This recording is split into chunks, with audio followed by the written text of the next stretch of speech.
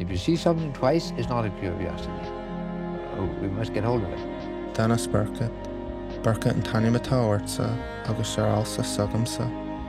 Hoshi me yana tafa dim hien, dem a homras an ospagil, agus den chahar. The kujulang kale of winch, as an rudavi a tarlu do.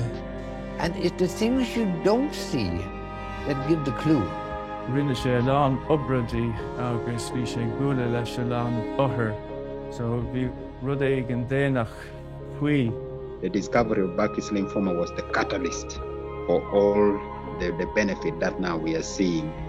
Hoshi me olam futa, agus is ivrami da hill, a hanig me vrei. The things which really mean something to you and to me and my family and your family, you can't count.